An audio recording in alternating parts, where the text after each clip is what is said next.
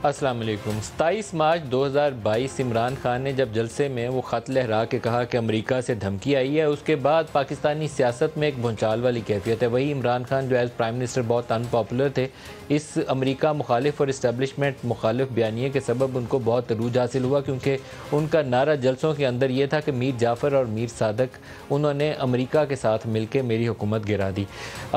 America से जो cipher आया, जो मरासला भेजा गया, वो पाकिस्तानी सफ़ीर ने भेजा, जिसको पाकिस्तान अपॉइंट करता है दफ्तर ख़ारजा, वो उसका मरासला आता है दफ्तर ख़ारजा में, उसको डिसाइफ़र किया जाता है और वो कॉपी प्राइम मिनिस्टर को, आर्मी चीफ़ को, या जो भी उसकी सर्कुलेटिंग, एक दो तरीके से भेजी जाती हैं। एक रिस्ट्रिक्टेड लिस्ट होती है और एक जनरल लिस्ट होती है। उसका तरीक़ाकार क्या होता है, कैसे डिसाइफ़र होता है और किस किस को कॉपी जाती है, मैं उसके ऊपर भी चाहूँगा आज के प्रोग्राम में रोशनी डाली जाए। लेकिन डोनाल्ड लू ने क्या बोला होगा, मैं उसके ऊपर एज्यूम कर सकता हूँ, क्योंकि मैंने वो खुद से वो जो साइफर्ड कॉपी है ना खुद देखी है, ना मैंने उसको डिसाइफर करके देखा है। अमेरिका से हिलरी क्लिंटन पाकिस्तान आई थी जनरल परवेज़ मुशर्रफ के दौर में, और वो हमें लाइन के दोनों तरफ खेलने का इल्ज़ाम अमेरिका बार बार लगाता था।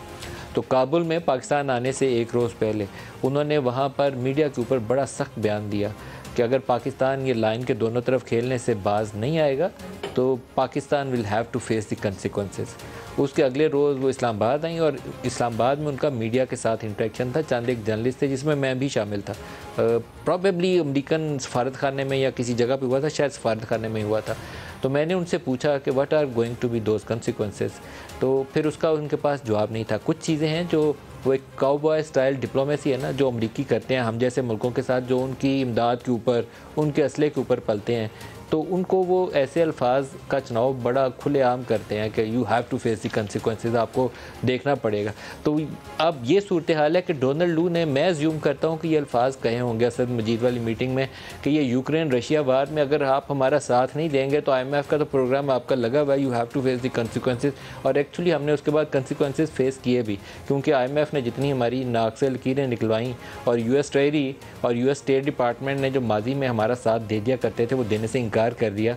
और फिर हमें रियाद से और UAE से बड़ी खुलेआम फराख दिली से सपोर्ट मिला करती थी, उन्होंने भी IMF के साथ लिंक कर दी, तो हमारे साथ कुछ अच्छा सलूक नहीं हुआ। उसके बाद कंसिक्वेंसेस का तो हमने सामना किया। लेकिन इमरान को धमकी की नोयत क्या थी, साइफ़र कैसे आया, डिसाइफ़र करने का तरीका क्या है, क्या उसकी कॉपी प्राइम मिनिस्टर से छुपाई गई, क्या शाह महमूद वाकिफ़ थे या लाइल्म थे, आर्मी चीफ़ और DGSI को कॉपी जाती है, क्या वो कॉपी गई, उसके बाद क्या रद्दमल होना चाहिए था। 7 मार्च की मीटिंग थी, 8 मार्च को एलामिया यहाँ आ चुका था। 8 मार्च से 27 मार्च के दरमियान में नेशनल सिक्योरिटी कमेटी का ना कैबिनेट का कोई इजलास क्यों बुलाया नहीं गया, सब चीज़ों के ऊपर बस वो अंडर द कारपेट ही सारा कुछ क्यों चल रहा था, और खुफिया मीटिंग के अंदर हो रहा था कि हमने इसके ऊपर खेलना है। ये लीक्ड ऑडियो है जिसमें इमरान खान कह रहे हैं कि हमने बस इसके ऊपर खेलना है। तो मैं आज के प्रोग्राम का आगाज़ करूँगा इन्हीं सवालों के साथ, जो आज हमारे साथ मेहमान शख्सियात हैं। डॉक्टर फिरदौस आशिया कवान साहिबा हैं, तर्जमान हैं इस्तेकाम पाकिस्तान पार्टी से, डॉक्टर आसिफ किरमानी साहब हैं मुस्लिम लीग नवाज़ से, दोनों को खुश आमदीद कहूँगा। लेकिन प्रोग्राम का आगाज़ करेंगे एजाज़ चौधरी साहब से, जो पाकिस्तान के फॉर्मर सेक्रेटरी फॉरेन अफेयर्स हैं। एजाज़ चौधरी साहब, आपको खुश आमदीद कहूँगा। पहले तो साइफ़र की कहानी थोड़ी सी सादा तरीके से हमें बयान कर दें कि पाकिस्तानी सफ़ीर कैसे ये साइफ़र भेजते हैं, ये मरासला कैसे आता है, कैसे इसको डिसाइफ़र किया जाता है, और सर्कुलेशन लिस्ट में कौन कौन होता है, किस किस को कॉपी जाती है। अब तक तो मेरा ख्याल है पाकिस्तान की सारी कौम इससे बड़ी बखूबी आगाह हो चुकी है कि साइफर एक खुफिया मरासला है जो हमारे बाहर जो एम्बेसीज हैं वो भेजती हैं, सफ़ीर भेजते हैं, खारजा सेक्रेटरी को भेजते हैं, और जिसमें वो बड़े बगैर ढके छुपे अल्फाज के वो खुलकर बयान करते हैं कि यहाँ क्या सोच चल रही है, क्या सोच पल रही है। और उसके ऊपर फिर सेक्रेटरी खारजा ये तय करते हैं कि इसकी कितनी बड़ी लिस्ट होगी, और अगर वो नो सर्कुलेशन है तो फिर तो 4-6 जगहों पर जाती है। कोई ऐसी टेलीग्राम ऐसी नहीं है जो वो फॉरेन मिनिस्टर को नहीं दिखाएंगे या प्राइम मिनिस्टर को नहीं दिखाएंगे, वो तो ज़रूर उसमें शामिल होंगे, लेकिन उसके अलावा भी हमारी अस्करी क़यादत भी उसमें शामिल होती है। तो मुझे यकीन है कि जब ये टेलीग्राम आई होगी तो ये इसी तरीके से रूटीन में डिसाइफर होके उसकी कॉपियां चली गई होंगी इनको। हर एक के पास ओरिजिनल कॉपी होती है और हर एक ऑफिस जिम्मेदार है कि वो उसको रिटर्न करे, डिस्ट्रॉय करे और एक सर्टिफिकेट हासिल करे कि जी मैंने ये डॉक्यूमेंट डिस्ट्रॉय कर दिया। अब ये हम तो अपनी रूटीन में करते रहे हैं और हमारे लिए तो सच्ची बात है, कोई अचंभे की बात नहीं है कि किसी मुल्क से सख्त बात कही हो, क्योंकि हम भी कहते हैं और वो भी कहते हैं।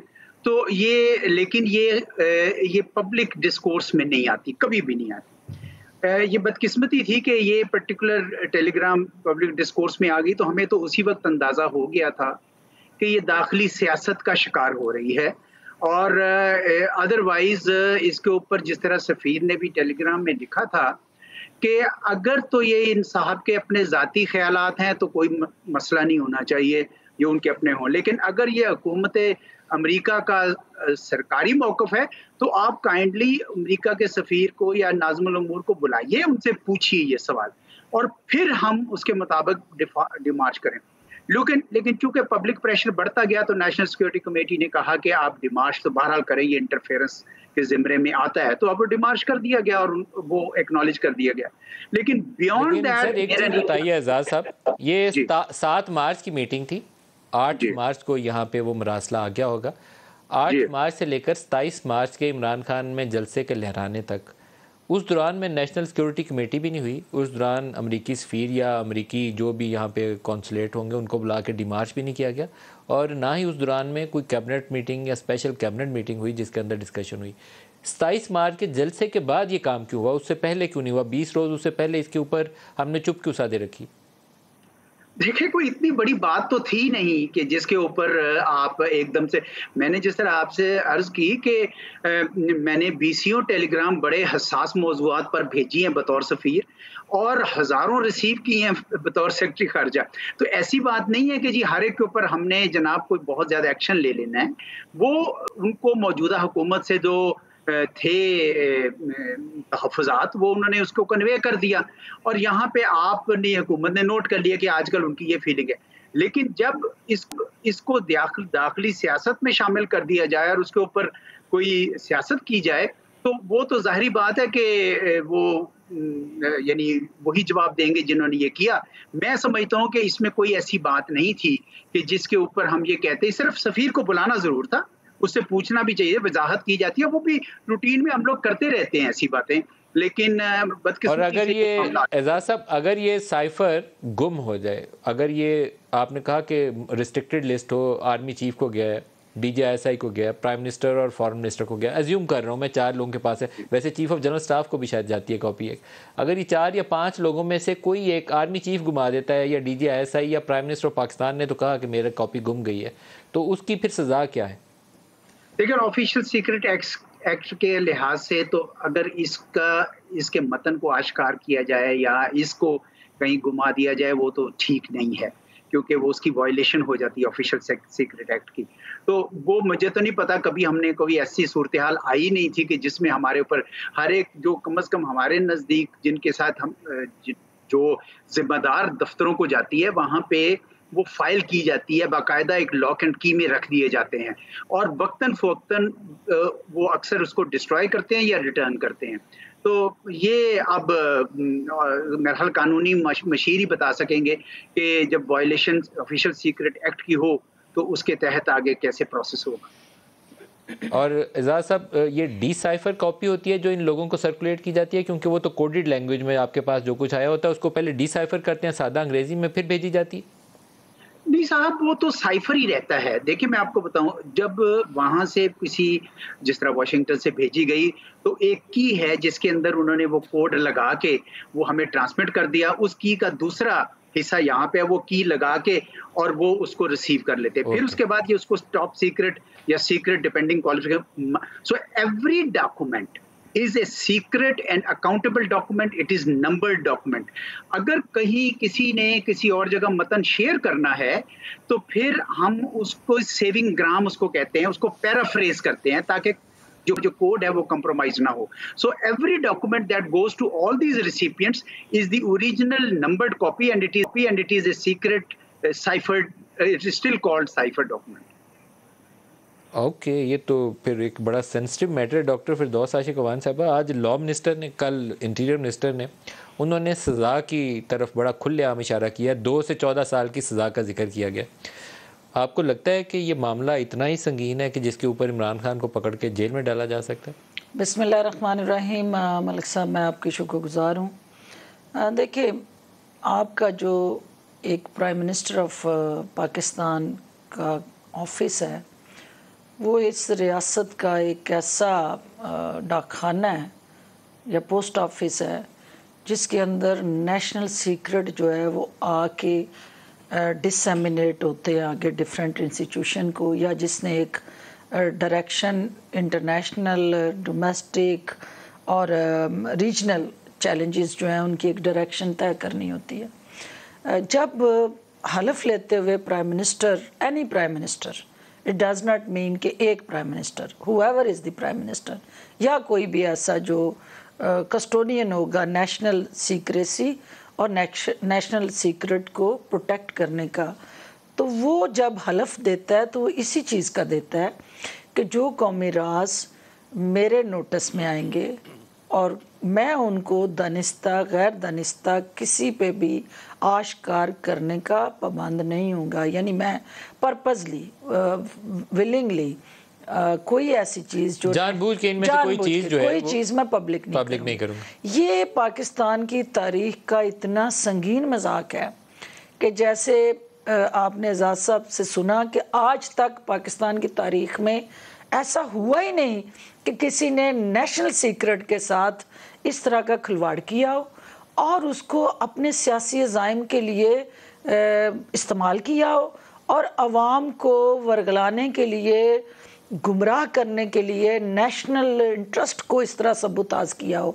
ये भी पाकिस्तान की तारीख में पहली दफ़ा हुआ। आप उस वक्त तरीके इंसाफ से वाबस्ता थी, कभी आपको ये सुनने में मिला कि हमने इस साइफर के ऊपर, ये जो हमने लीक्ड ऑडियो सुनी थी कि साइफर पे खेलना है, कि स्ट्रेटेजाइज करते हैं, मीर जाफर, मीर सादिक आर्मी चीफ को कहते हैं बड़ा इसके ऊपर पब्लिक हमें सपोर्ट करेगी। अनफॉर्चुनेटली जब इमरान खान साहब को ये यकीन हो गया कि मेरा अब जाना ठहर गया और हर हाल में मुझे जाना है, मेरी रुखसती यकीनी हो गई है, तो उन्होंने फिर इस मुल्क पे खुदकुश हमले करने का, सियासी खुदकुश हमले करने का जो प्लान बनाया, उसमें पेट्रोल पे दी गई सब्सिडी भी उसी सोच की अक्कासी करती थी। कभी कोई मुल्क जो IMF के पैकेज में हो, आपने सुना, आपने देखा कि मोटरसाइकिल चलाने वाला जो है उसको भी 100 रुपये सब्सिडी, और जो प्राडो चला रहा है या मर्सिडीज चला रहा है उसको भी वही 100 रुपये पर लीटर सब्सिडी। तो ये सारे वो इनिशिएटिव्स थे, वो माइंडसेट था कि जिसमें उन्हें यकीन हो गया था कि अब मैं किसी सूरत अपनी हुकूमत नहीं बचा सकता। क्या आप किसी ऐसी मीटिंग का हिस्सा थी जहां इस सोच के ऊपर बात की गई हो कि जनरल बाजवा को तो मीर जाफर कहते हैं, लोग इसके ऊपर देखने हमारे साथ आएंगे? डेफिनेटली जो आपका एक कंटेंट बनता था मीडिया स्ट्रेटजी, आप थी किसी ऐसी मीटिंग का हिस्सा? मैं उसमें, उससे पहले ही मेरी रुखसती हो चुकी थी जब तक वो इस नहज को पहुंचे थे, और शुक्र है अल्लाह का कि मैं उसका हिस्सा नहीं थी। उस वक्त कौन कौन थे जो इस स्ट्रेटजी में शामिल होते? देखिए, उसके अंदर जो मीडिया स्ट्रेटजी थी, सारे आपके स्पोक्स पर्सन जो हैं जिनकी लिस्ट है, और उसको लीड जो है ज़ाहिर फवाद चौधरी साहब कर रहे थे उस वक्त भी, और उनका उस स्ट्रेटजी को फवाद चौधरी लीड करते थे। मीडिया स्ट्रेटजी कोई भी इंफॉर्मेशन मिनिस्टर होता और है उसके साथ वो लीड करता है हमेशा। वो असद उमर साहब जो सबसे बड़े लाडले थे, सबसे प्यारे थे।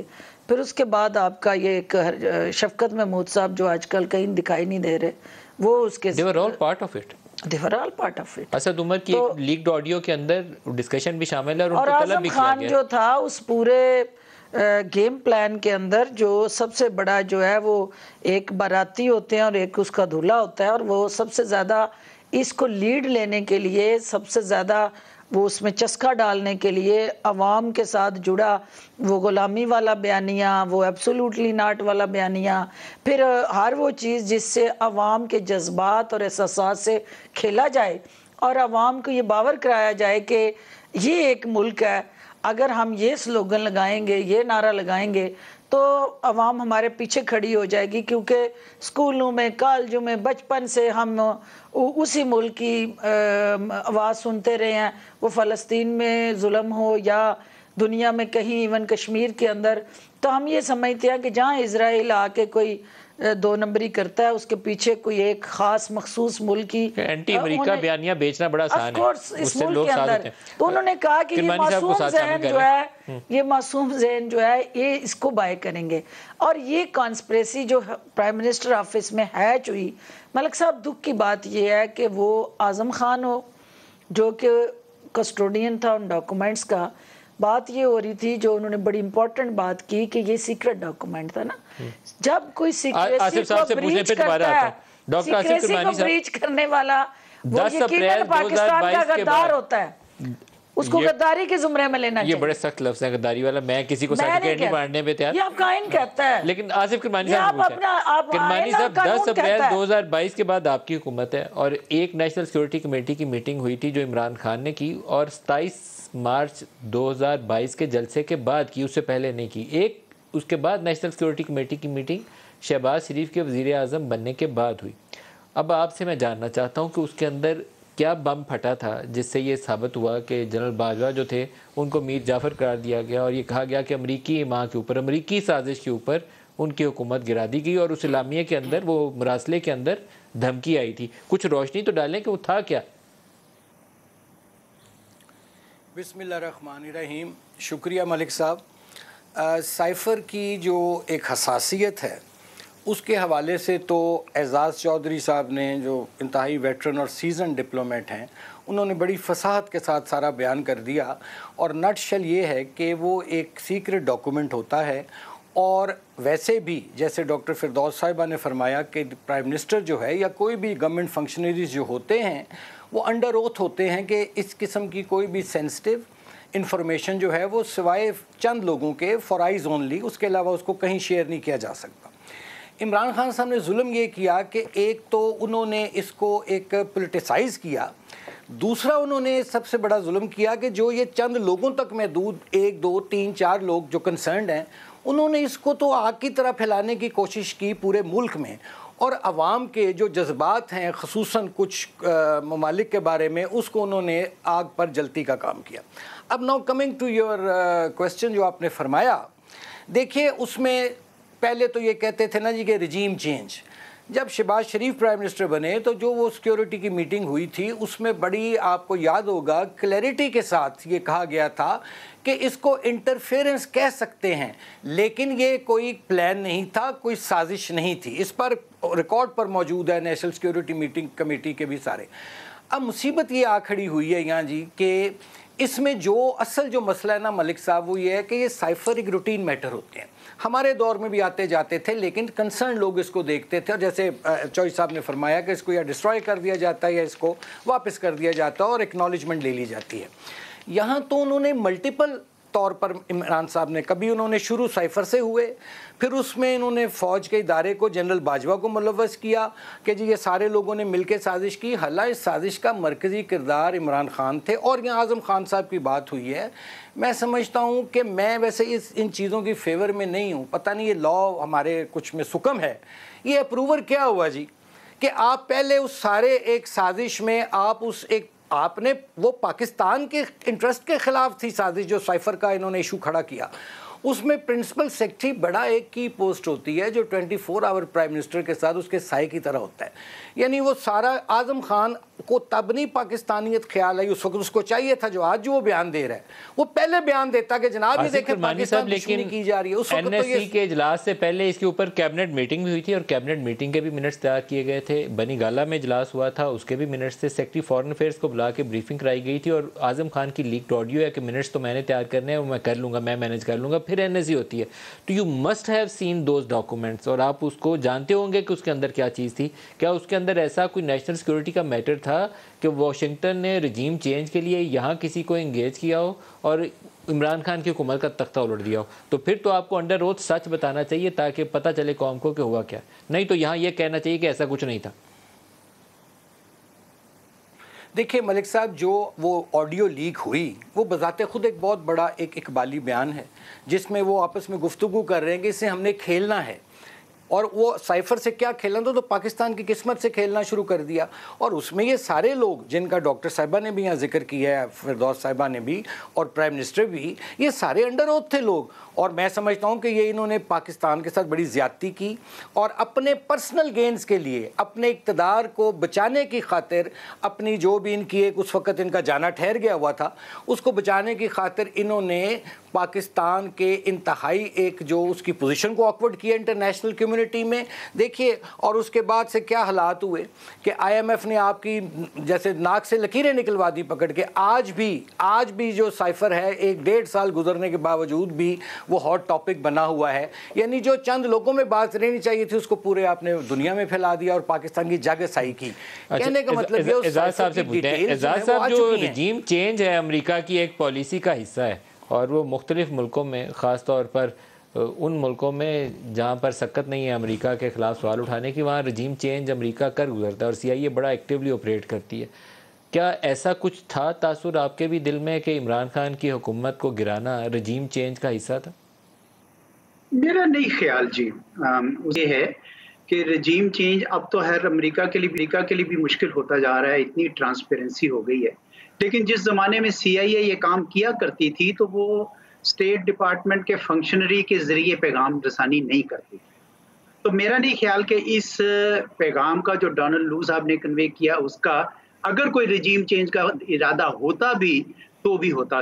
पर तो मैं नहीं समझता कि अमेरिका का कोई इरादा था। उसकी वजह यह है और उसका सबूत ये है कि इसके फ़ौरन बाद PTI ने अमेरिका से राब्ते किए, अपना एक लॉबिस्ट लगाया और उनके सफ़ीर ने इनकी क़यादत से मुलाकातें की और बाकायदा उनके साथ एक नॉर्मलाइज की रिलेशनशिप को। तो अगर तो साजिश होती और कोई ऐसा होता तो यकीनन वो ये काम ना करते। तो मैं नहीं समझता कि कोई साजिश थी।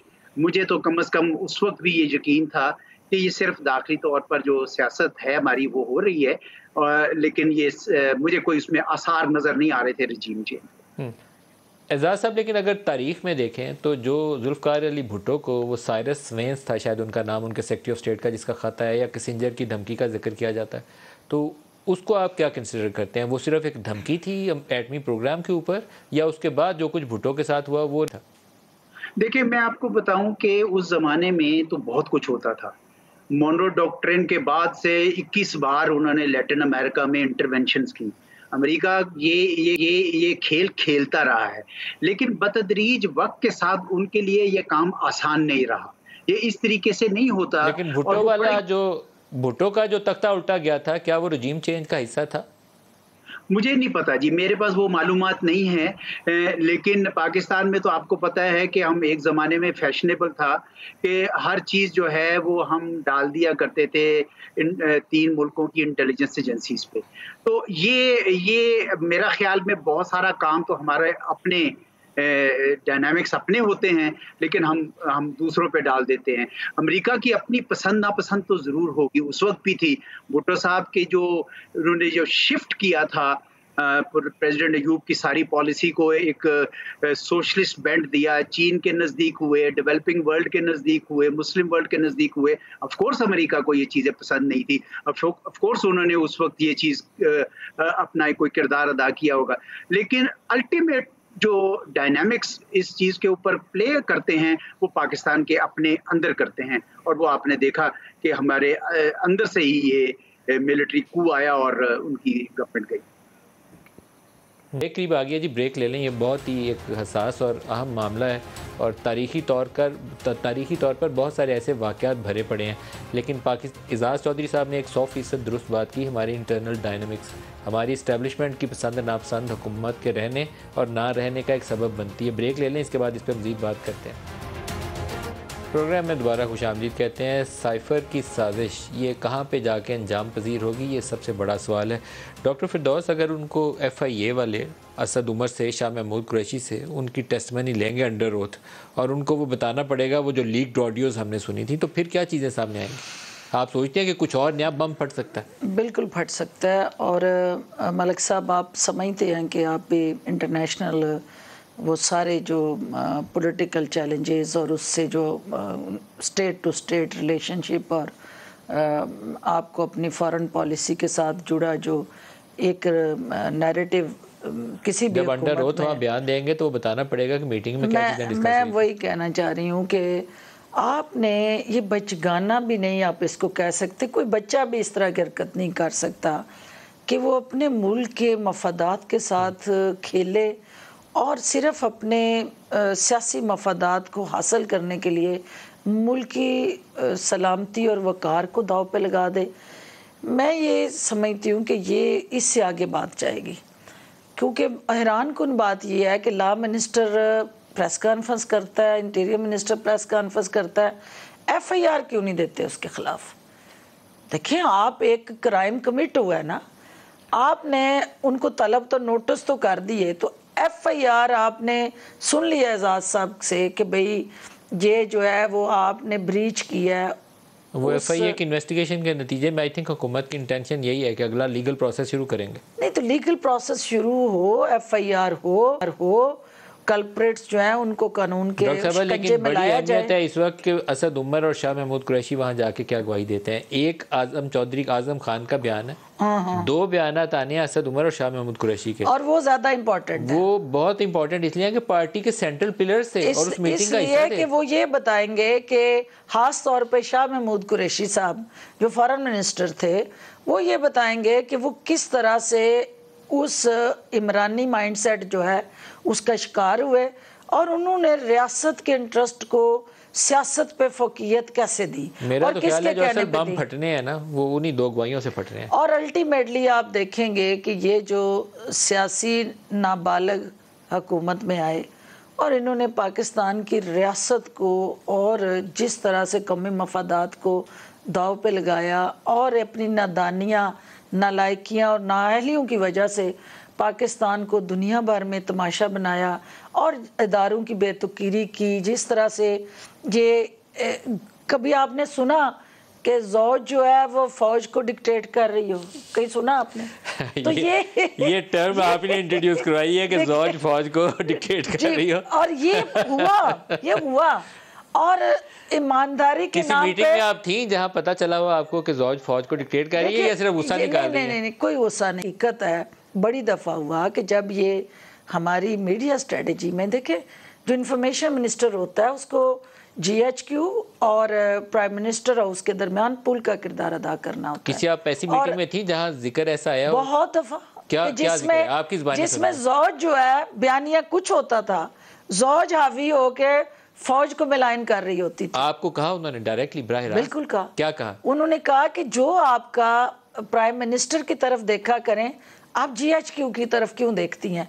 अगर आपको याद है कि एक सहाफ़ी आए थे पाकिस्तान और उनको डिपोर्ट कर दिया गया था और उस वक्त उनको डिपोर्ट किया गया था कि उनकी सिक्योरिटी क्लियरेंस नहीं मिली थी।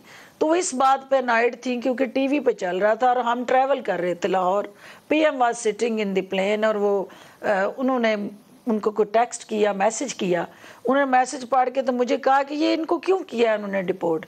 मैंने कहा sir how should I know, मुझे नहीं पता। तो उन्होंने कहा कि ये तो मुझसे पूछे बगैर क्यों किया है? मैंने कहा सर लेट मी चेक, मेरे नोटिस में नहीं है। और वाकई मेरे नोटिस में नहीं था। उन्होंने कहा अभी ट्वीट करो कि मैंने इस पर इंक्वायरी मार्क कर दी है और मैंने अभी इसी वक्त जो है उसको कहा है कि मुझे रिपोर्ट करें कि क्यों। तो मैंने उतरते हुए ज़रा टाइम लगना था, जहाज़ में तो सिग्नल कोई नहीं थे। जो ही हम उतरे तो मैंने मैसेज किया, उस वक्त DGISPR थे जनरल आसफ गफूर साहब। मैं क्या मेरे लिए नवा कट्टा की खोले आजे, please update me what happened और हु दिस गाय वाज जिसको आपने डिपोर्ट किया। एटलीस्ट वी शुड नो कि इसके साथ जुड़े सिक्योरिटी चैलेंजेस क्या है। इसमें ज़ौज कहाँ से आ गई? ज़ौज ने क्या किया जो बताने लगी हूँ कि मुझे वो भी सिग्नल चूँकि आउट थे तो उनकी कॉल नहीं है मैं रिसीव कर पा रही थी। तो मुझे उन्होंने मैसेज किया कि go and hold press conference and tweet immediately about this कि ये जो कुछ हुआ है तुम उसको कंडेम करो। तो मैंने ये मैसेज किसने किया आपको? माशाल्लाह से ज़ौज ने। ज़ौजा ने आपको मैसेज किया? जी ज़ौज ने मैसेज किया। फौज के खिलाफ आप बात करें, फौज के खिलाफ बात करें कि ये रिपोर्ट पे जो उसको घर भेजा गया है ये हमारा इससे कोई लेना देना नहीं। She want to be a good baby, क्योंकि मीडिया ने शोर मचाया हुआ था कि ये ये प्रोग्राम के बाद फिर मैं आपका मोबाइल चेक करता हूँ कि कौन कौन से मैसेज आपको आए हुए हैं। अच्छा, उसके बाद इंटरेस्टिंगली क्या हुआ, बड़ी इंटरेस्टिंग चीज़ उसमें ये हुई कि जो ही मैंने जल्दी बता दें, मैंने उसका मैसेज बनाना शुरू किया कि ट्वीट के लिए जो प्राइम मिनिस्टर ने मुझे कहा था उनको दिखाने के लिए। By that time general Asif Ghafoor उनको मैसेज कर चुके थे पीएम को और कॉल करके बता चुके थे कि ये क्यों डिपोर्ट हुआ। तो मुझे उन्होंने आवाज़ दे के कहा कि वो तुमने मैसेज कर दिया। मैंने कहा सर वो पढ़ाना है आपको, आप चेक कर लें। नहीं नहीं नहीं नहीं वो नहीं करना, वो नहीं करना, वो मुझे पता चल गया। तो वो ठीक किया उन्होंने। बस अब आप प्रेस कॉन्फ्रेंस में अगर कोई सवाल करे तो उन्हें कहे कि ये नेशनल सिक्योरिटी का मसला था। जौज की बात को, अब जौज मुझे, मैंने कहा सर वो मुझे ये मैसेज दूसरा भी पढ़ लें। तो उन्होंने ऐनक लगाई स्पेशली, तो पढ़ के तो मुझे कहते हैं चलो मैं उससे भी बात कर लेता हूँ, लेकिन उसका इससे क्या लेना देना। मैंने कहा सर इसका इसलिए कि मैं कंफ्यूज हूँ, आप प्लीज मुझे बता दें कि जौज की बात सुननी है या फौज की बात सुननी है नेशनल सिक्योरिटी में। तो हंसने लग गए। तो कहते हैं तुमने मेरी बात सुननी है। तो मैंने कहा जी शुक्रिया, लेकिन वहाँ का डंडा ज़रा ज़्यादा सख्त है, तो आप ज़रा थोड़ा घर जाके उनको ये समझा दें कि नेशनल सिक्योरिटी स्ट्रेटजी जो है वो घर में नहीं बनती, वो इंस्टीट्यूशन बनाते हैं और वो ही उसके कस्टोडियन होते हैं। डॉक्टर फिरदौस ताशिक अवान साहब, बहुत शुक्रिया आप हमारे साथ रही। आज के प्रोग्राम से इतना ही, इजाज़त दीजिए, अल्लाह हाफ़िज़।